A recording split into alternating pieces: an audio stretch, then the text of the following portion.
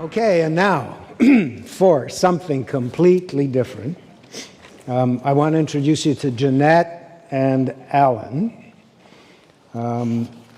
She's 64, he's 68, and on a raw diet, nothing cooked, no meat, no dairy, no supplements, no steroids, no sickness, no injuries, eating 80% fruit, 15% vegetables, and 5% nuts and seeds. These two amazing people ran a marathon a day for 366 days. They come to us all the way from New Zealand.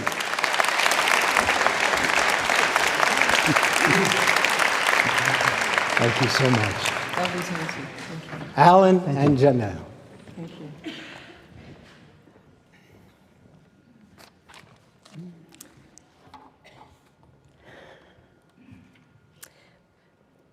What would you do if you were told right now that you had 6 months to live? How would you feel? Think about it, because it could happen to you at any time. In 2001, I was diagnosed with cancer. I was 52 years old, a mother of two, and a grandmother of one. And I was told I had 6 months to live.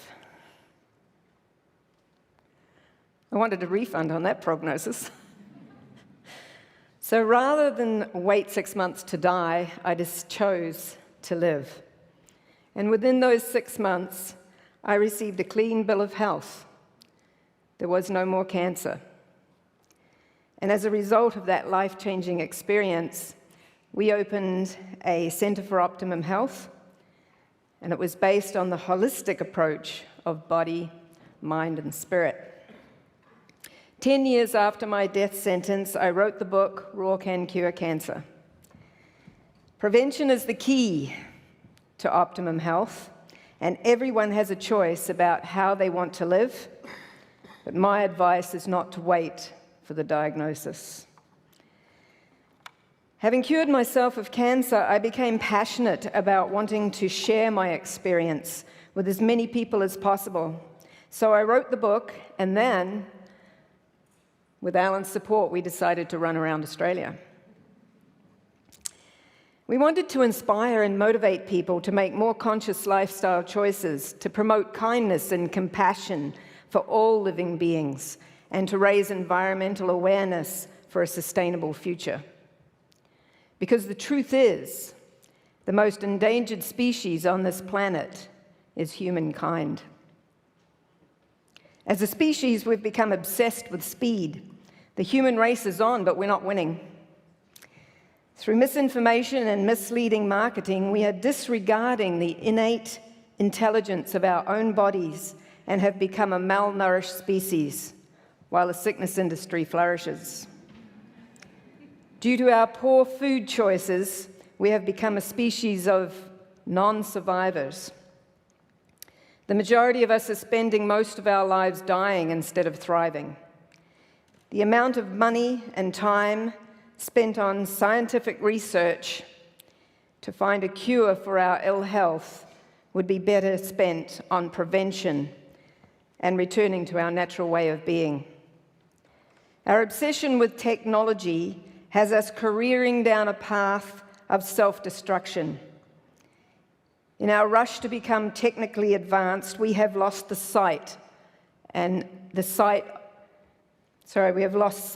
the importance of being.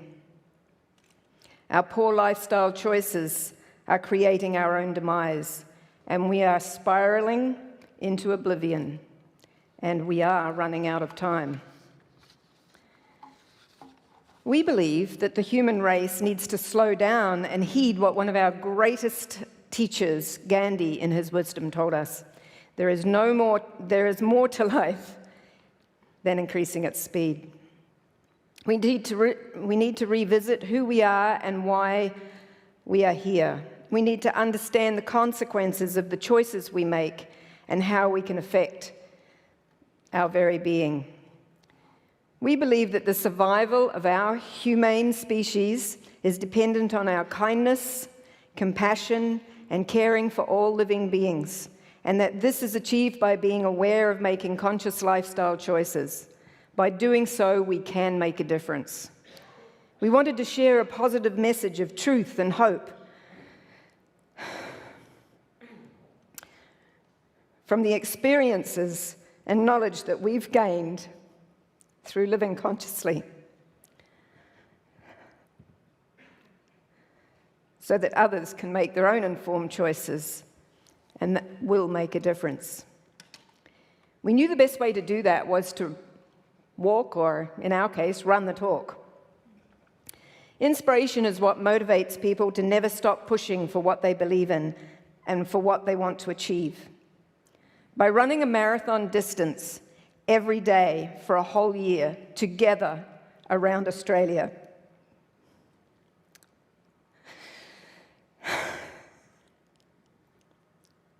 we hope to inspire others to think more consciously about the choices they make in life.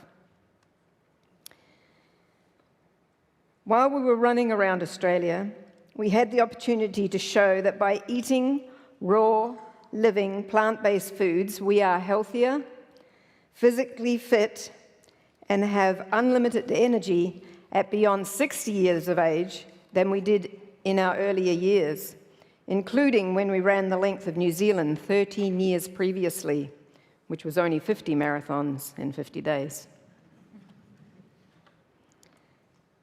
We wanted to prove that it's never too late, you're never too young, and you're certainly never too old to make these choices that will make a difference to your health. So many times we've been asked, but where do you get your protein? The answer is simple. The same place that the cow gets it from, the greens. Protein from a plant-based diet is healthier than the protein derived from animal sources, and it does not contribute to health issues such as heart disease and cancer. We are also asked where we get our calcium, or vitamin B12, or any other nutrient a person thinks to name. Again, the answer is that we get our necessary nutrients from the food we eat, just the same as the animals in their natural habitat do. Malnutrition is unknown in people and animals who eat raw living food in abundance. We live in a world where over 790 million people are chronically undernourished, and 27,000 children under the age of 5 die of malnutrition every day. This is unacceptable. However, the world's cattle consume enough plant food to feed 8.7 billion people. That's more than the entire human population. So clearly, raising animals for human consumption is also unsustainable. Living a raw vegan lifestyle is not only healthy, but it's an ethical choice.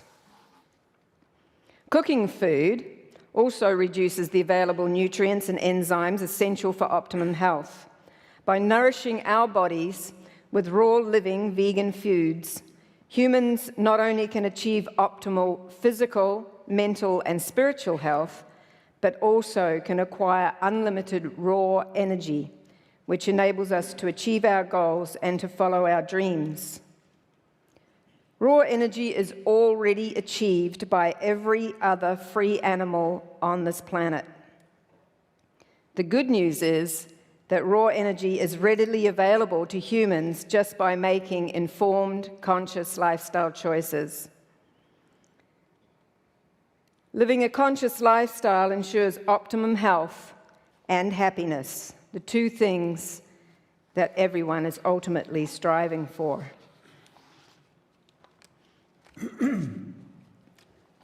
I'd just like to tell you some stories about our year on the road of running around Australia. Our goal of running raw around Australia seemed like a great idea at the time. 16,000 kilometres, 365 consecutive marathons, and 365 consecutive days. No days off. That's 300 kilometres a week. That's like running from Toronto to Vancouver and back twice. Well, that was the plan. We made the commitment to stay focused on achieving our goal of running a marathon a day as an inspiration to others. That was our dream.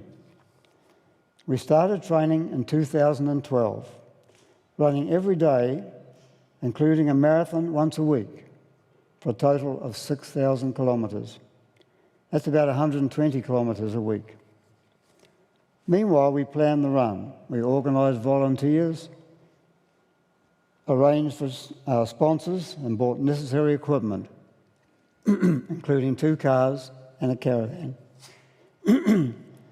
We started the run in Melbourne, 1st of January 2013, heading east to the coast, then north towards Sydney and beyond.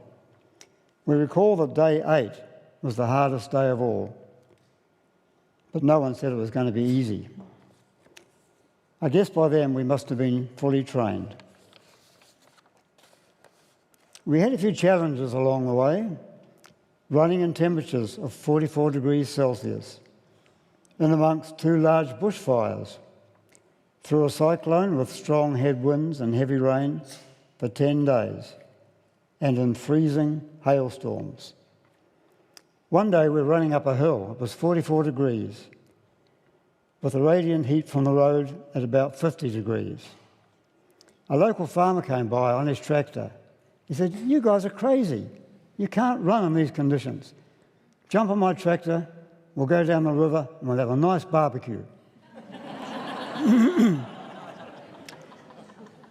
The first 60 days up the East Coast was abundant.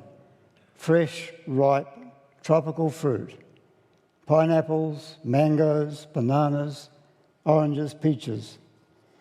We settled into a routine where every morning we were up at 3:45 in the morning, had a banana and grapefruit smoothie, and out the door by 5 a.m, running in the dark for the first couple of hours.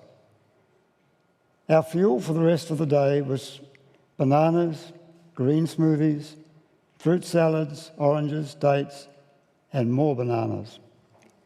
Finishing the run with a fresh veggie juice, an avocado, and a large green salad. Our average running time was 6 hours daily, and we tried to get at least 8 hours sleep to help keep our energy levels up. Our 100% low-fat, raw vegan diet is based on fresh, ripe, organic fruits and vegetables with no animal products, no processed or junk foods, and does not include any supplements, superfood, stimulants, drugs, nor painkillers.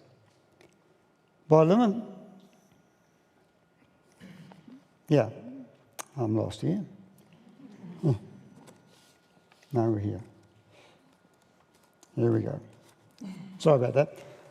It was in 1931 that Otto Warburg won the Nobel Peace Prize for proving that cancer and other diseases cannot survive in an alkaline, oxygen-rich environment.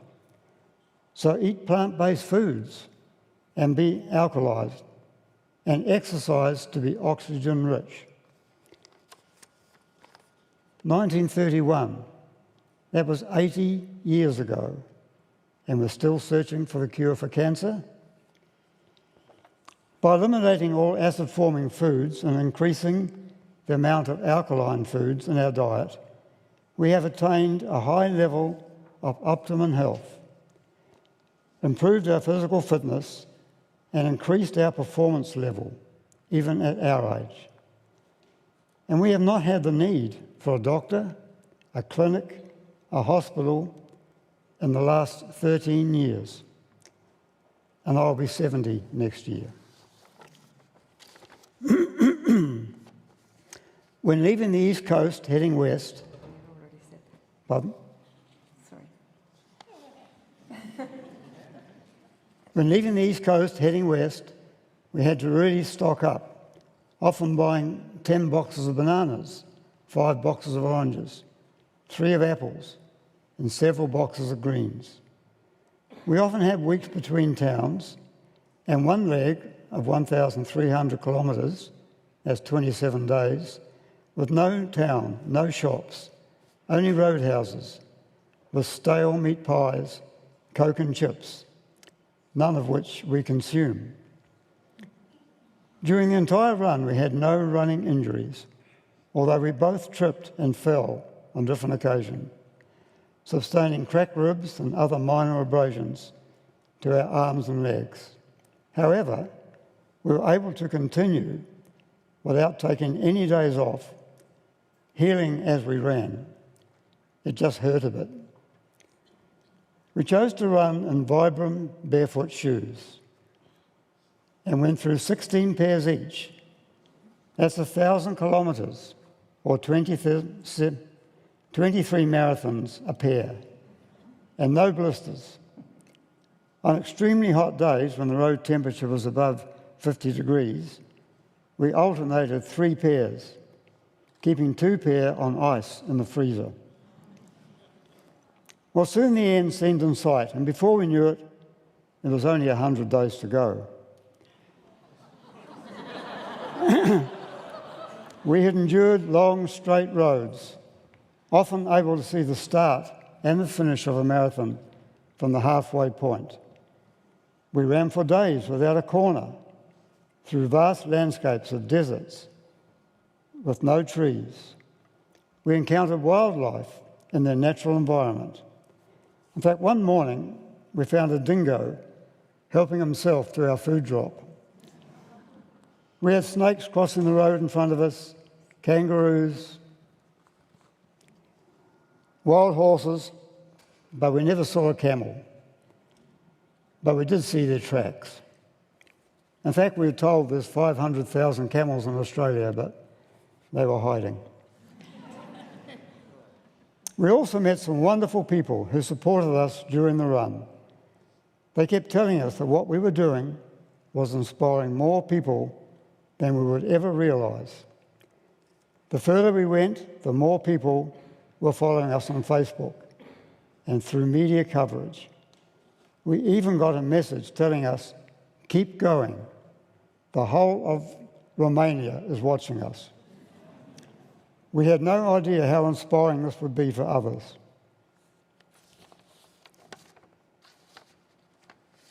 Where are we? All righty? I seem to have lost something here somewhere. Just at the end. We're at the end. Here we go. Sorry about that. With only 8 days to go, we caught the overnight ferry to Tasmania and ran to the southernmost point in Australia, finished the 365 marathons in 365 consecutive days, back in Melbourne on December the 31st, 2013. Then, just for the record, on January the 1st, 2014, we ran one more marathon together, number 366, along a river trail from Melbourne, step for step, stride for stride, to our home, thereby setting a new world record for running the most consecutive marathons as the oldest and only couple to run around Australia, fueled entirely by fruit and vegetables and wearing barefoot shoes. We finished the run, but that was not the end. It was just the beginning. Because running a marathon a day around Australia is not about us. It's about a positive and inspiring message that will help to bring about a change to a more sustainable future for ourselves, for our children, our grandchildren, and for future generations before we run out of time. Thank you.